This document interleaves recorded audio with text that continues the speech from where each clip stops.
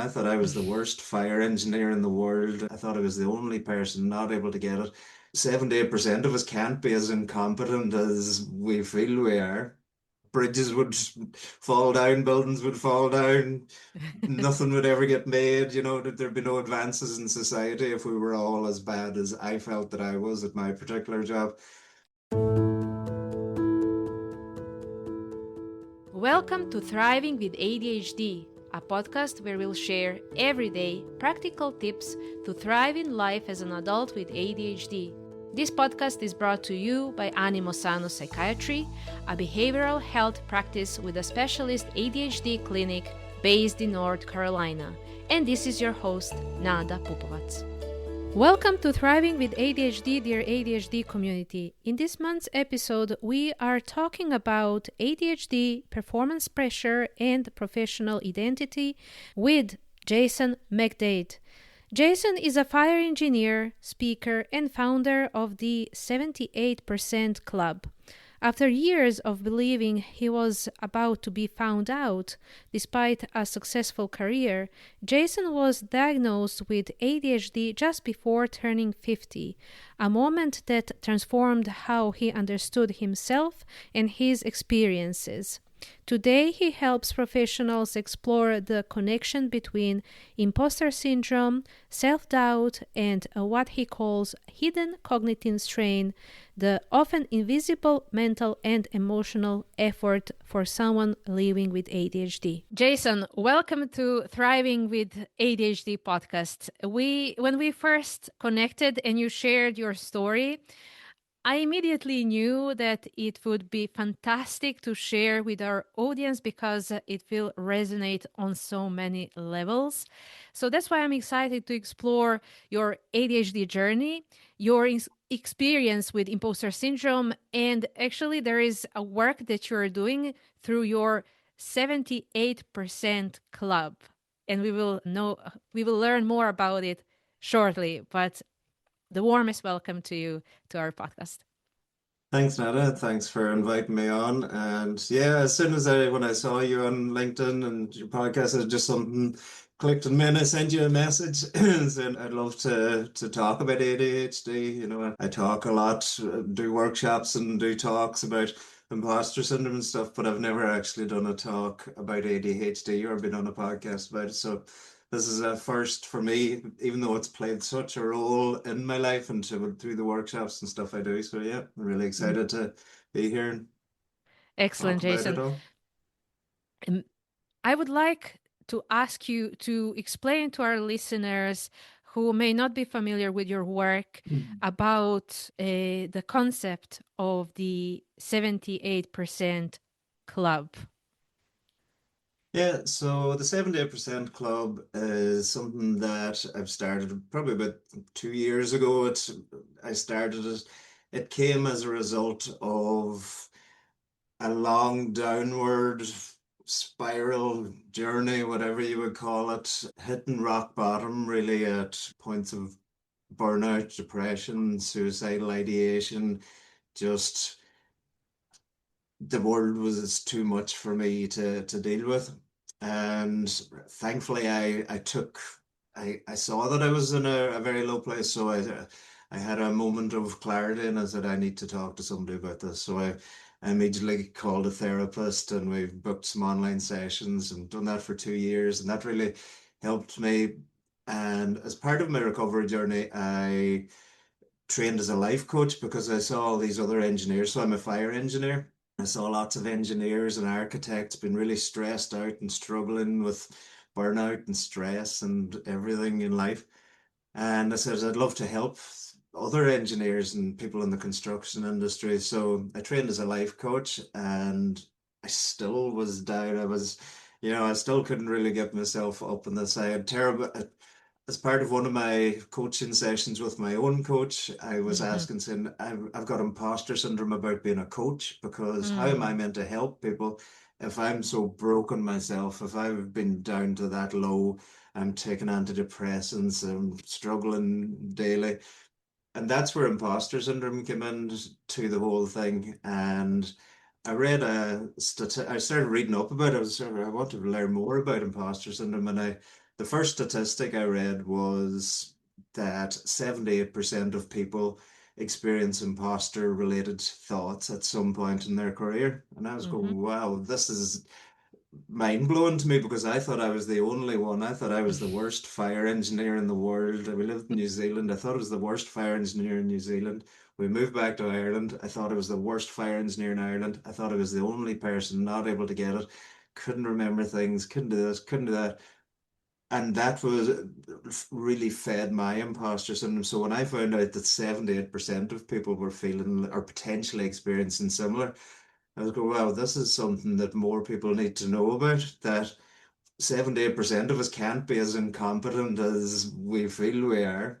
Bridges would fall down, buildings would fall down, nothing would ever get made. That there'd be no advances in society if we were all as bad as I felt that I was at my particular job.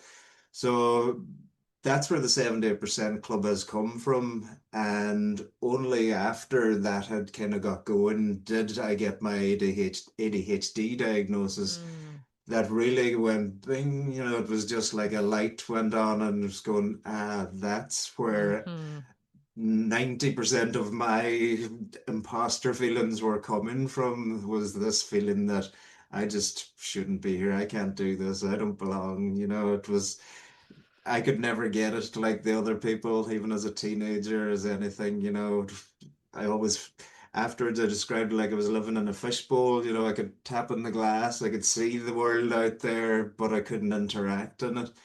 And that was not knowing why it kind of fueled these imposter thoughts.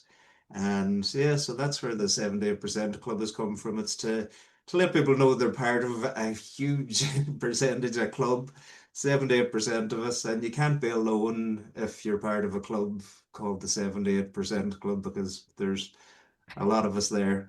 So, Yes. Oh, Jason, thank you so much for sharing this. This is so deeply personal, but also relatable. And the fact is that almost 80% of people feel like this. So my bet is whoever out there is listening could find themselves in your words and what you just shared. Let's hear more about your story and let's break down some of the things that you just tapped into.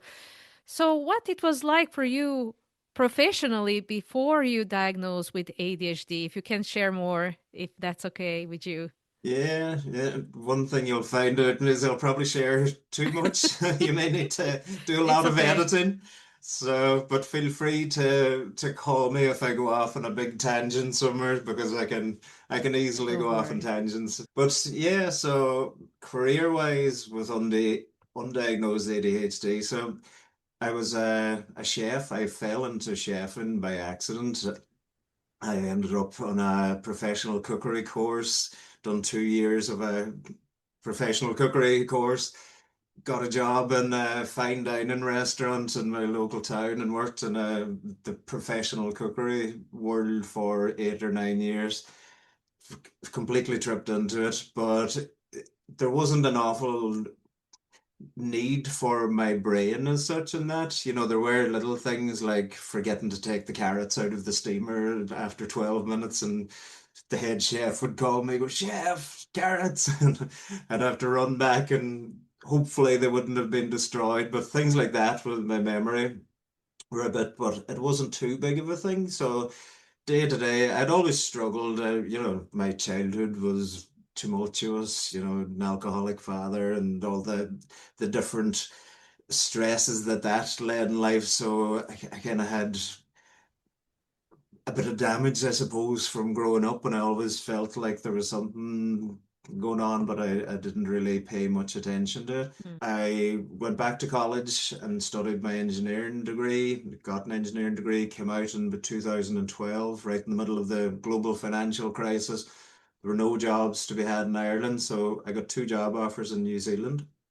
So myself, my wife, and our four kids, we packed up and we moved down to New Zealand, and I started my career as a fire engineer there. So it started off great. It was positive, and I was really proud of myself. I'd achieved something, and I'd got my degree, which is one of the things I always had to get a degree. So I managed to get this, but in an engineering degree, then your brain becomes a lot more important or a lot more in play 9 to 5, and things like my memory, my ability to prioritize tasks, procrastination, all of these kind of things, it was an onslaught then of, God, I need to do this. And I'd post-it notes, had tables stuck up here and everything. And, I was enjoying it, but I was kind of going, right, how do I keep on track of the jobs I'm doing? How do I do this? How do I do that?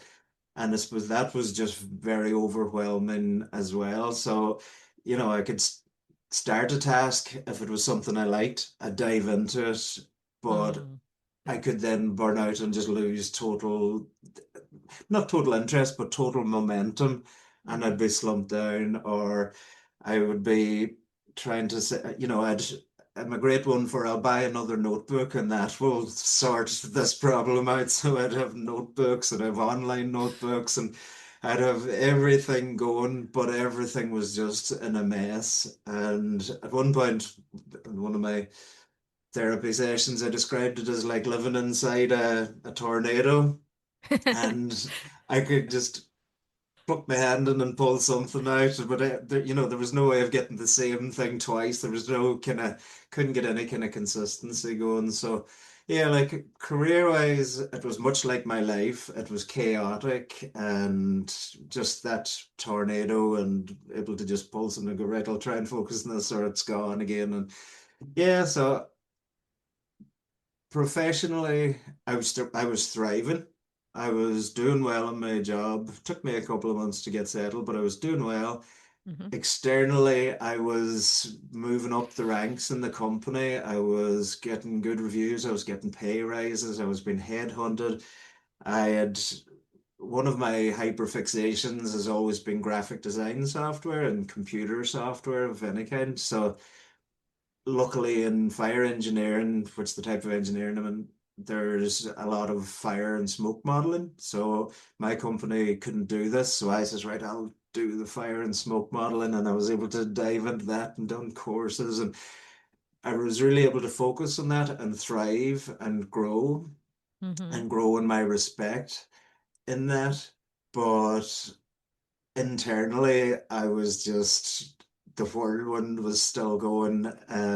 People on the outside would look and say, "Oh yeah, he's doing really well," and I was called the poster boy for my college course because I'd gone to New Zealand and I was making a success myself, and other people were struggling to get jobs back home, and Mhm. it was. On the outside, it looked great, but on the inside, it was a constant struggle. More post-it notes, more notebooks, more this, more that. So, yeah, and I suppose that then led to the feelings of inadequacy starting to creep Mm. in because, especially with my memory, the other engineers seem to be able to pluck figures out of the air and just, at will.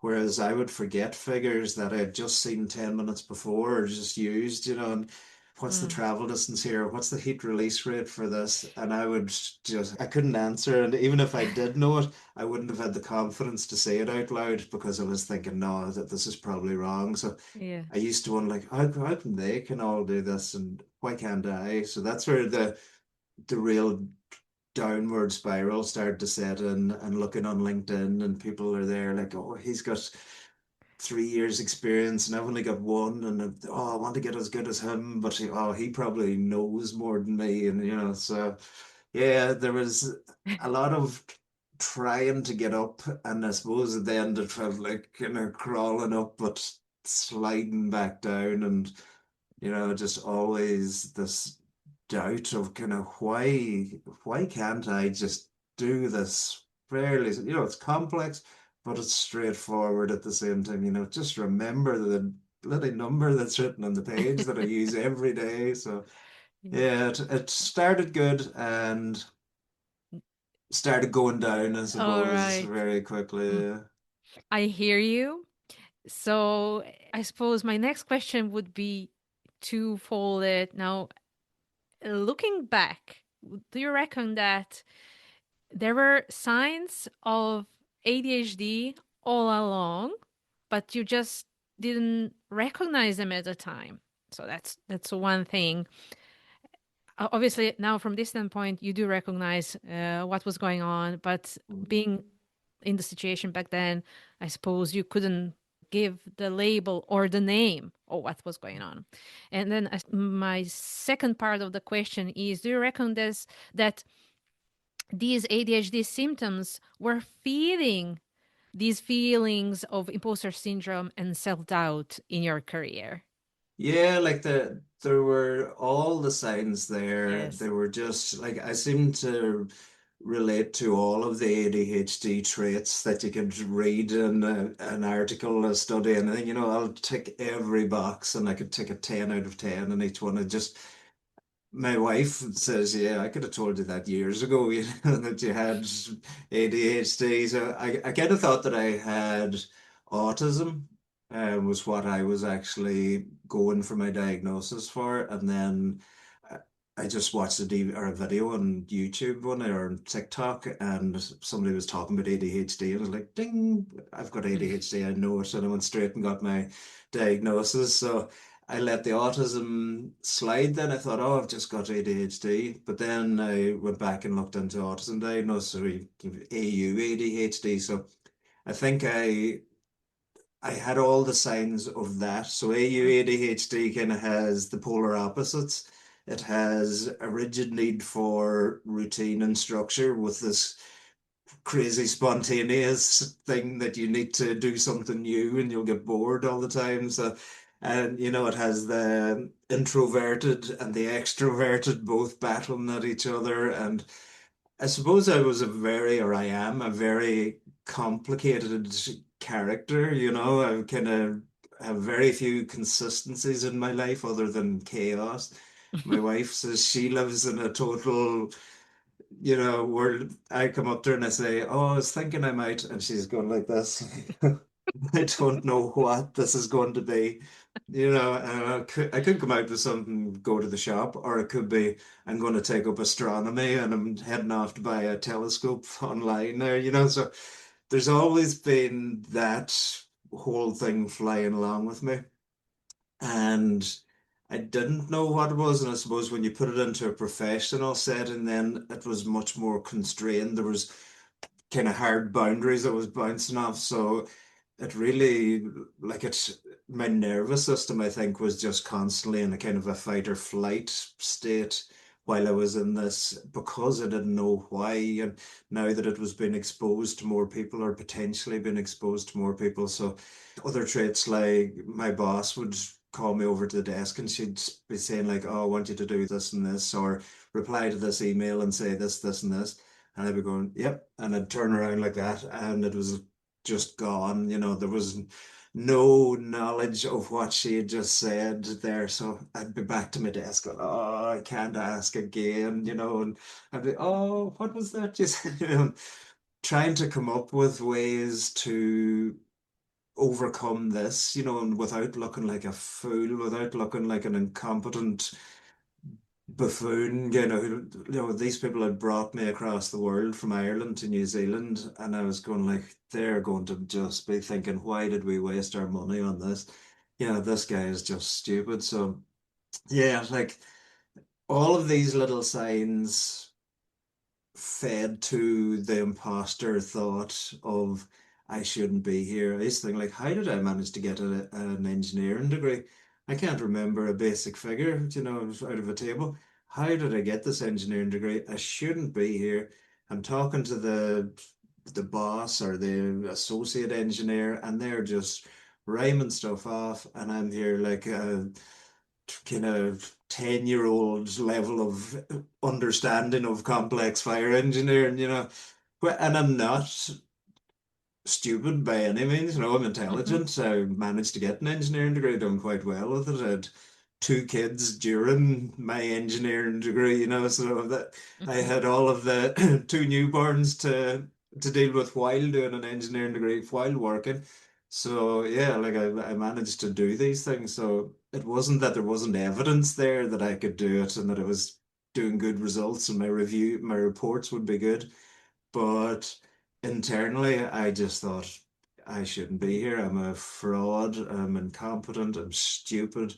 I'm waiting for the minute that my boss just kicks me out and we're back to Ireland in shame, head held down, and yeah, I failed. Everybody knew I was going to fail, so here I am back, and yeah, so that it was very heavy living with all of that. I think because we had moved to New Zealand too, there was a lot of expectation Mm-hmm. on me, Same. and there was a lot of hype, I suppose, back home with Jason's going to New Zealand and Jason and the family are going to New Zealand and family were all proud, they're sad and but proud and friends are going like, oh, what are you doing? And one guy said to my wife, he says, ah, you'll be back. He says, Jason will say something to somebody, he'll annoy them and that'll be the end of it and you'll be back. So there was this kind of thing in us as well. And I felt like I was just going to prove everybody right. I was going to blow it up. I was going to say something stupid, do something stupid, be kicked out, and just back with my head between my shoulders or my tail between my legs. And yes, there's that huge pressure on top of it all as well. So, Oh my God, Jason. Yeah, I just wanted to say exactly the same thing. It wasn't enough that you were already internally struggling, but there was this extra pressure. And I suppose it's even maybe more. Am I correct to say it's more hurtful if it comes to people close to you, people who are friends? I know they mean well and they're joking, but it can add mm, extra level of pressure. And then you want to prove them wrong and mm. say Oh, you to, take one comment and you think that is the whole yes, general consensus exactly. of the trip. So Yes, yes. yeah, it was a lot of pressure, and Oh, so even without ADHD, that probably would be good, but maybe I wouldn't have had the reputation back home as somebody who was going to make a mess of it. So, but mm. man, that's where I was. There is a term that you coined that's hidden cognitive strain. And then I suppose it comes from this pressure to hide and overcompensate your difficulties, either professionally or personally. So, would you mind telling us more about it? And I suppose you were talking about a difference between showing up externally and what you feel internally. So, tell us more about this and how is it showing up in people who may appear successful on the outside, but really have a real struggle inside of them. Mm. Yeah, so I came up with the term hidden cognitive strain as part of Mm, my work with the 78% Club. So I had gone through the whole downward journey. I had mm, burnout, I had depression, suicidal ideation, different things going on. And nothing really ticked all of the boxes. So when I heard I'd burnout or I'd done a test, oh my God, I scored 95% in the burnout test. So I went and got coaching or therapy about how to deal with burnout. So that was great. And I was going, right, am I cured now? Am I fixed? I had burnout and I feel better. But it didn't tick every box. There were still some things, and depression didn't tick every box, and stress didn't tick every box. So there was just stuff missing. Then when the ADHD diagnosis came, that really ticked an awful lot of boxes, mm, but I suppose it didn't tick them all, but it brought in the most of them together. And I now had something that I was going, right, I'm not just somebody who's burnout, not just somebody who's depressed, not just somebody that, or I'm not just somebody with ADHD. I'm somebody who has an awful lot of different experiences of stresses, good things, bad things, everything in life. And that's just what we all are. We're the culmination or the amalgamation of all of our experiences. And rather than trying to tag myself as, all right, burnout or depressed or ADHD, none of them were fitting it. So the term hidden cognitive strain came to me and I started developing this. And so the definition is that's the one good thing about when you come up with a term, you get to write the definition yourself. And I can never remember the definition properly because of my short-term memory, but I'll do the Mm-hmm. best I can. So hidden cognitive strain is the strain associated with people who appear to be thriving, even excelling externally, but Mm-hmm. internally are, as I used to say, clinging on by my fingertips. Mm-hmm. So externally, you've got this facade where everything is looking good. You're getting a job, or you're going for jobs and getting promoted, pay rises, headhunted. You look like you're doing really well. Poster boy for the college course, like Mm-hmm. externally, it all looks fine. Your family are looking at you and going, "Oh yeah, brilliant! He's succeeding down there. He's in New Zealand. He's got a great job. Kids are looking at me. My wife is looking at me. Everybody's looking at you, and they're seeing this facade, this externally facing success, but inside I was crumbling. I was at one point, at near my lowest point, I used to feel, I'm always very descriptive in my own mind when these things are happening, but it used to feel like I was clinging on to my whole universe by just my fingertips. And if I let that slip even slightly, my world would have turned to dust. It would have just blown away. And that was the tension the strain that I was living on.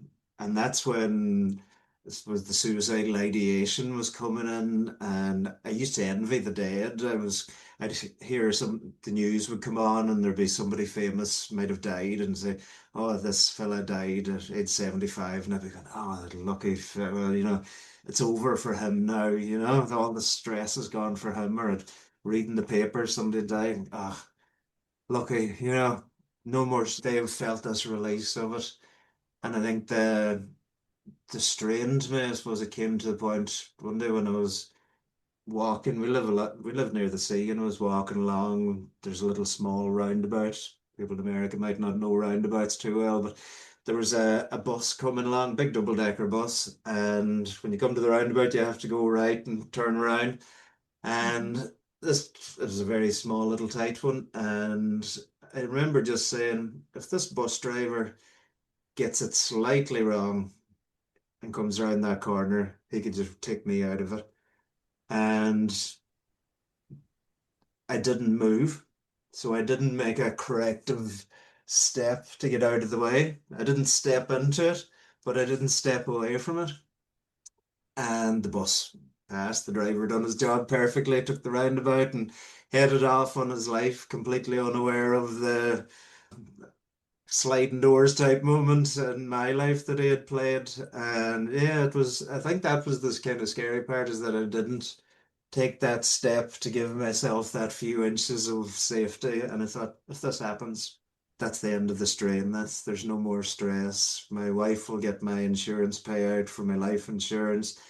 They'll be able to pay off the mortgage. They'll be able to pay, if my two daughters are getting married, they'll be able to afford a wedding. They'll be sad that their daddy's not there, but it'll be better than the humiliation that they're probably going to experience when I get exposed as being the stupidest person, the worst engineer in Ireland, and get sacked, get blackballed from the engineering industry because it's a small industry. And once you get sacked, everybody's going to know he's a fool. Don't hire him.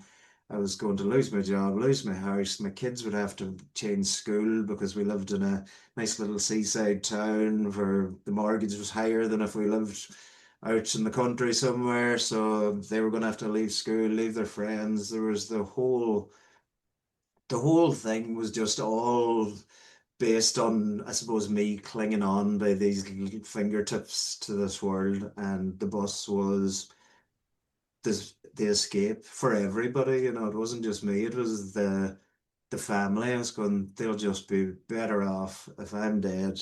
They get the money. That's all I'm working for, is money to help them. Just let the bus hit me and let them get on with their life. So I suppose that's where hidden cognitive strain came from, is that strain. It's hidden. Nobody knew. My wife didn't know. My boss didn't know. The kids didn't know. It was just me in there struggling, sitting up in my little attic office, trying to keep this together. And, obviously, when you're in that state of mind, your work isn't going to be of a good standard either. So, Yeah. you're almost feeding the inevitability Mm. of getting found out because I wasn't working properly, it wasn't working to good standard. This was making me think, this is as good as I am. So, yeah.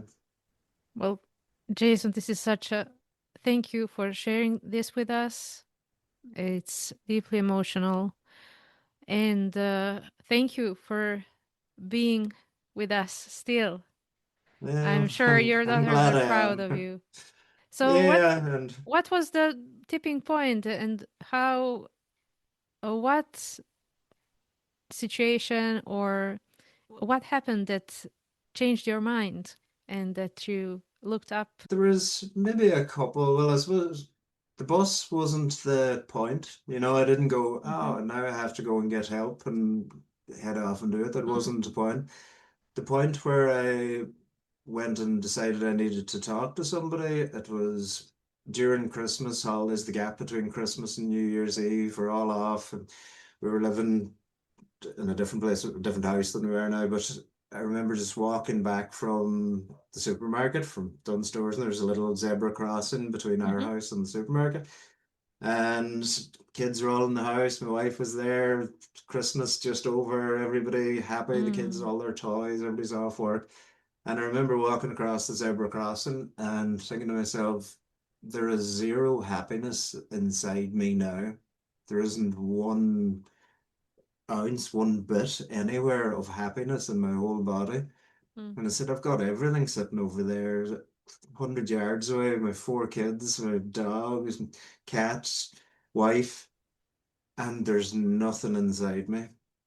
So I thought, that isn't good. This was after the bus thing and after, Mm-hmm. during all the, oh, lucky dead people. So I says, yeah, I need to talk to somebody. So I went and online booked an online therapy session, and that was the start of my journey. But it Mm-hmm. wasn't the end of the descent because that came 2 or 3 years later when.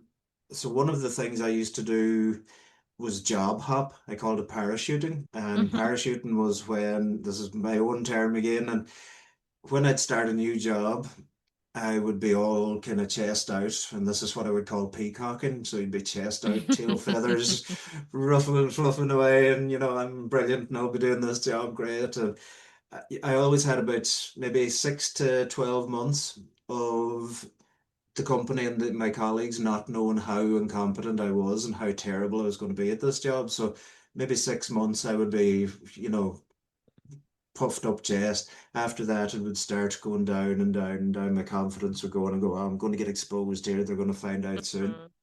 So my parachute was I'd have another job lined up, kind of in my back pocket. I'd be talking to a recruiter, and as I felt the net was closing in, that my bosses were going to call me down to the meeting room and expose me in front of the company and kick me out, I would have my parachute on, which is my other job, and I'd jump out, I'd bail out of the burning wreckage of the plane, and I'd land into another job and I'd start peacocking again. So, I was kind of, oh yeah, that's great. So that I used to do that a lot, and that I talk about that a lot more in the workshops and stuff because there's emotional costs to this each time. You don't recover fully when you jump. You only go to 70% what you were when you started the last time, and then you have 70% of that. So eventually you're not jumping from a very high height, and there's very little energy to peacock in it. So I think I was at that level with my last job, and I've worked in huge big buildings like not skyscrapers, but high-rise residential buildings, high-rise office, commercial, industrial buildings, huge factories. I've done all of these Mm-hmm. big things in my career, and they were part of my CV, everything, how proud I was of all the stuff I'd done. But the building that actually broke me was a two-story townhouse in Sligo, in Mm-hmm. Ireland. It was a little two-story, the simplest little building that you could do the fire safety design for, and it broke me. I had just started the job. I couldn't get this. It was just, I was used to doing bigger types of buildings, and this little tiny small residential building was something I'd never really done much of. And I struggled and struggled. And somebody emailed me, a client emailed at about 5:25 p.m. saying, "Oh, could we have a meeting?" And whatever it was about that email, that was the thing that broke me. That little job and Mm. that email on it. And I went home to my wife and I was just going, I can't do this anymore. I can't do this. I thought I hated the career, I thought I hated the job, but I can't do this anymore. And she said, look, you have to talk to somebody about this. You have to Mm. see someone. And this was the first time I'd talked to her even about it. And Mm. she was a bit shocked. And she says, you have to talk to someone. So I knew I did. And I rang. This is even when I was talking to my therapist, it was, but that obviously wasn't enough, the therapy on its own. So I rang Leah Health, the online GP, booked an appointment Mm-hmm. for the morning. And even that night, just the relief, it was like the stress and the strain just washed out of my body, just from telling my wife and from Mm. booking that appointment with the GP. And I just remember this feeling that I don't have to do this on my own anymore. I'm not doing this on Yes. my own. And I was felt like crying. I didn't cry to her. I cried when I was telling my therapist later about it because I felt so bad, kind of that I had let her down. But I had the appointment the next morning with the GP and he put me straight on to antidepressants and I went down and I got them and that was it. And that was really a big changing point for me to take these antidepressants was I thought I would be embarrassed about it, but I was actually really proud of it. By the time I got them, I was going, oh, do you know what? I've actually done something for myself here. I've taken the Excellent. step. I've gone and I've said to a doctor, I've said to my wife, I'm struggling. I've said to my doctor, I'm struggling. I've gone down to the chemist where I go for my diabetes medication and I've got these tablets. And now I'm taking them, I'm doing a positive thing for my life and for my brain. And I never have felt the slightest bit of shame or shyness or not wanting to tell anybody about it. I tell anybody who I meet that the conversation comes up that I take them.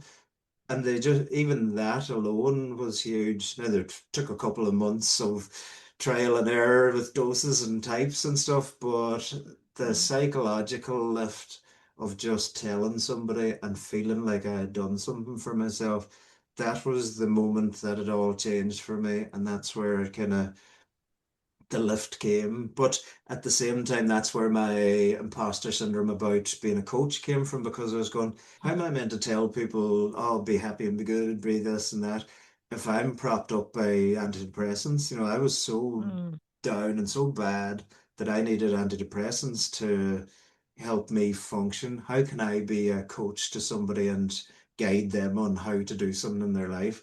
I can't just prescribe everybody antidepressants.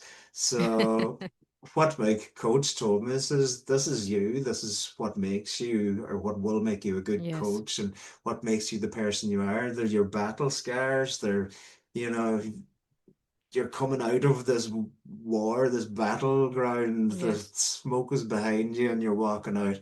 You're damaged, you're battled, your shield is dented, your band-aids all over, but you're still standing and you're able to walk out. And that's what will make me, I suppose, somebody that can help other people because I've been here and so Oh, I'm not wonderful. sure where. Wonderful, Jason. No, that's so amazing. And yes, I would agree with what's been said to you because first, thank you for being courageous enough to share. I think to share what's bothering you with someone that you love and then someone that's taking care of your health. I think people tend to um, think that they shouldn't be sharing from different perspectives. Either no one would understand me or I don't want to burden people around me, etc. but there is a huge, as you said, a huge relief from sharing your burden with someone, and Mm, it turned out that these were people who wanted genuinely for you to be better. So that's a huge mm, relief. But then also you taking measures to help yourself. It's empowering, isn't it? Just mm. to can regain back the control of your life, correct? Yeah, like just to feel like, yeah, I've done something. And it's, Mm, especially when it's something to do with mental health. Like if exactly. you cut your finger or broke your arm, you'd be straight down to the True. doctors, down to A&E going, oh, I've broke my arm. Mm. But for something like mental health, it takes further than the point of hoping a bus will hit you before you actually talk to somebody, Yes. and there's so many people have been through similar that I have. And Mm. even when I started writing on LinkedIn, then sharing about my stories, and people were coming back to me, so I was on there as a Yes. fire engineer, but then I started writing about personal stuff. So totally kind of going against the LinkedIn professional fire engineer Yes. thing. I was started sharing about my mental health and about my personal experiences. And so many fire engineers and people were coming back to me going, "Oh my God, like it's like you were writing my story, Mm. And so, yeah, so that's really kind of not empowered me to keep sharing, but I don't know, I was going to keep sharing anyway, but it made me kind of feel again that I wasn't alone. I was writing it Yeah. to almost get it out, and then I was finding out that I wasn't alone, and that feeling of I'm not the only one, and the Mm. the, the benefit of feeling that, and Mm-hmm. then the 78% club came along after Yes. that, and I was Exactly. kind of going, yeah, if I can help other people to feel we're not alone. And I'd say if you're keeping it real, from just to piggyback on what you said earlier about imposter syndrome, about how am I supposed to coach someone when I don't have things figured out? But perhaps, and this could be your experience from sharing your experiences on LinkedIn, people actually don't want the polished version of you. They Hmm. want the real version of you. And this is what they're connecting with. So I don't know, is this your experience that the more real you are, the more people feel like connecting and reaching out to you? Is the or and is if this is true, is this kind of giving you courage to keep going and keep sharing, no matter how And messy and imperfect things are? yeah, like it was a mixed bag, I'd have to say. So I was sharing, Okay, fair enough. and I wasn't expecting much. I was a bit apprehensive at the Hmm. start, and some posts, I never got good engagement with my posts because the LinkedIn algorithm I found very hard to click Okay. into, which a lot of people do. And I would be putting up what I felt were really good, heartfelt posts, and then somebody else would be putting up something that I was considering just total drivel, like, oh, here's a lunchbox full of sandwiches. This represents my husband's love for me and my family, all this kind of stuff. And I was going, that's not real. And I would be putting up this big heartfelt post, and they'd be getting 1,000 likes, and I'd be getting two impressions. Hmm. So that was a bit of a dig, and it kind of that really hit my ADHD as well, my rejection sensitivity dysphoria is, Uh-huh. oh God, nobody's liking my post, oh, should I even do this? And that really, it started triggering my burnout again because I was going, right, I have to get the perfect post. I have to get a post right that's going to get me these likes, and then nobody would like them. And so I stopped after about a year because it was just bringing on my burnout again, and I tried to come back in a more sustainable way. But even Hmm. that, I don't like LinkedIn as a platform like that because it feeds the negative, and it fed my negative views when I was looking at engineers and was going, oh, they can all get it. They're getting promotions. Why can't Mm. I? Even though I was getting promotions. But yeah, so when I was writing, I think because of the content, it was quite heartfelt and deep. Hmm. And I think a lot of people some people would message me, but they wouldn't like a post. So they would message and say, oh, wow, that really hit home with me. But nobody was liking my posts Mm. because if you like it, then all your colleagues get to see it. See, And they okay. go, oh, is Mary down, is Nada like that post? Is she depressed or something?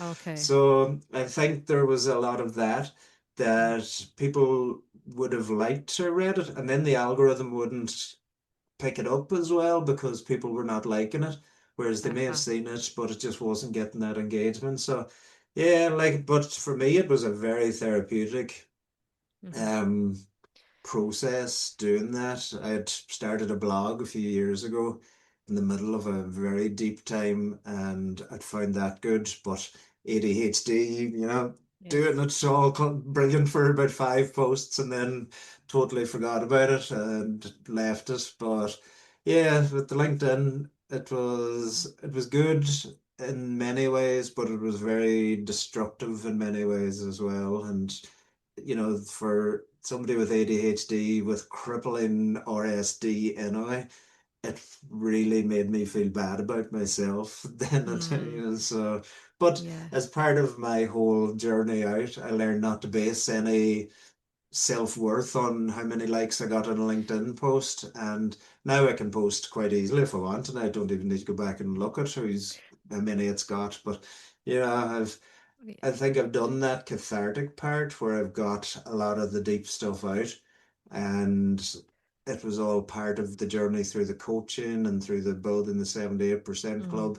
And now I've stopped the coaching because I find my ADHD is more verbal, and I like doing hmm. the talking, as you can probably see. And in life coaching, the coach is meant to be silent and ask a powerful question to withdraw information from their Communication. client Yes, and yes, let them yes, yes. discover it. But I just wanted to talk the whole time. So when I'm doing when I'm doing my workshops, I get to do most of the talking, and we get Talking. to have loads of Okay. engagement with people and stuff. So it just Yes. suits my personality That's better. okay. That allows my ADHD kind of exuberance to come out. Mm, And yeah, so okay. Thank you. I No, forgot your question at this no, stage. that's okay. That's okay. We were talking about importance of sharing your story and being Uh, vocal online. But to be fair, Jason, social media is tough for anyone, let alone mm, people who are battling with imposter syndrome on basically mm, daily basis, or even someone who has a mental health condition like you. I wouldn't be too hard. And also maybe LinkedIn is another thing, is maybe LinkedIn is not the best place. And also keep in mind, Ireland is small. I feel like everyone uh, knows everyone. And for the listeners, I'm also based in Ireland, so I know it. And people are probably afraid to be exposed because mm, for yes, mental health came a long way where it was even maybe 5 or 10 years ago, but it's still a taboo. There is still mm, stigma attached to it, especially around ADHD, where I think it's considered a character flaw or that something is wrong with you rather than the reality of brain chemicals just not working the way they're supposed to and the way they're working with neurotypical people. So I'd say you were very brave. And the fact that people reached out to you directly, I think mm, it's still encouraging. So, very well thanks. done. And also well done on keep following where your heart is and passion is and what actually suits your style rather than trying to accommodate yourself in a mold Mm, that's just not working for you. So, that's great too. So I would yeah. like to close up with a question. So, for someone listening who appears successful on the outside but is experiencing struggles and cognitive strain, hidden cognitive strain that you described and you were battling with, what would you like them to know? What would be your message to people listening to this and relating to you? I suppose that if they relate to my story, they can immediately know, right, I'm not the only one. I'm Hmm. not. That his story could be mine. Or there's parts of his story could be mine. So you can realize that you're not the only one who's feeling like this. I've shared my heart on LinkedIn and coaching courses and all sorts of places and podcasts and everything. And I've never had a single negative comment from anybody about it. Hmm. So people, you might fear thinking, oh my God, people are just going to laugh at me or judge me or something. But if you because even the 78% statistic, if you mention to somebody that, you struggle a bit and you're under the strain, they're probably experiencing it as well. You've got a very small minority who potentially are not, and 78% is one statistic. It's just the first I heard and I liked it. But some statistics put it up at 84, 86%. So the chances are you'll land on somebody who is also experiencing similar thoughts. And I think one of the common traits of the people who don't experience these traits, they're much more likely to be open-minded to it as well. So if you do happen to land on one of them, they'll probably be very supportive about it and have a slightly more positive kind of spin to put on things, maybe, So, but it's really about recognizing that you're not alone in it and recognizing that it's okay to talk to people about it, to say this out loud, to voice what's going on, whether you start off with one person like your wife or your partner, your online GP who you've never met before, or somebody that you can just say, I'm struggling a bit. Even when I went online and I booked the therapist, I booked an online session and we had our first session about a week later and she's there, okay, so what would you like to talk about? And I was going, I'm grand, really, I'm fine. But, you know, I, even though I had booked it, I still was kind of hesitant to say. And it probably took me 3 sessions before I says, oh, I'm really depressed. I Hmm. feel like jumping off a bridge. But, just being there and she understood that as well. And she wasn't forcing it out of me. And, the GP was supportive of me. If you, like one of my GPs told me that the amount of people that are on antidepressants is absolutely huge. I'd say it's probably more than equal in the 78% statistic, So the chances are if you told somebody you went on antidepressants, they're probably going to go, oh, I'm on them too. Which ones are you on? And oh, yeah, because, it's kind of like, oh, yeah. So, and as well as that, like it's like when you have ADHD or when you get diagnosed and you're going, wow, this is mad. And then you notice somebody else said something and the two of you kind of go, oh, do you have ADHD? And you go, yep. And you're off into this big conversation as if you've known each other forever and you're eventually talking to someone who understands your experiences. And that's what it's like. That's what the hidden cognitive strain is like. It's just like unburdening yourself from that because the damaging part is the hidden. If you can take away the hidden part, then it's Mm. cognitive strain, and then it's something we can go, right, how can we deal with this? What do you do, or how would you recommend this? Or, what do we do? And then you take away the strain part, hopefully, and then you're just left with cognitive, which is thoughts. And, we Hmm. can deal with thoughts. They're only one at a time. And in my workshops and in my lunch and learn type talks, we give little tips on little exercises, just how to step Hmm. back from your thoughts and kind of take a bit of a breather, put a spacer between this fact of I can't do this to I'm telling myself a story that I can't do this. And then you're kind of going, oh, notice I'm telling myself that story again. You've taken yourself back from this, as I say, like a branded fact, you are incompetent or I am incompetent. So yeah, I think it's just about being willing to talk, whether it be online, send somebody a message on LinkedIn, send me a message on LinkedIn. I'm happy to talk to anybody about it, and Yes. say I don't sell coaching, I don't sell anything like that. I deliver workshops and stuff, so I'm not looking for clients.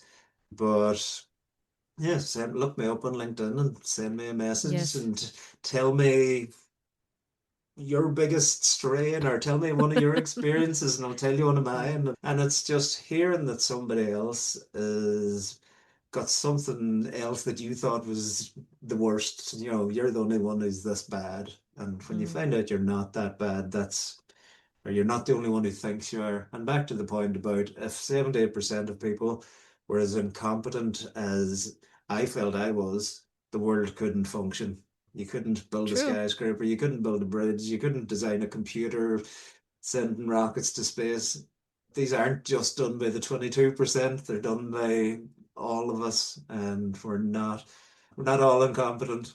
That's very true. And the hard evidence of uh, proving us wrong in our own thoughts and Yeah. believing that we're not capable as we think we are. Mm. And a good Wonderful, saying wonderful. is Yeah. that you don't have to believe everything you think. So, True, true, you true, know. true. Very excellent reminder, Jason. So, yeah, if people want to connect with you, how they can do it? You mentioned LinkedIn, but Yeah, anything like else? go on LinkedIn, look at Jason McDaid. My website is the 78% or 78percentclub.com. Email is jason at 78percentclub.com. Find me on LinkedIn and you Hmm. can find me then that way. That's probably the easiest. And send me a message and we can if I'm the person that you tell your first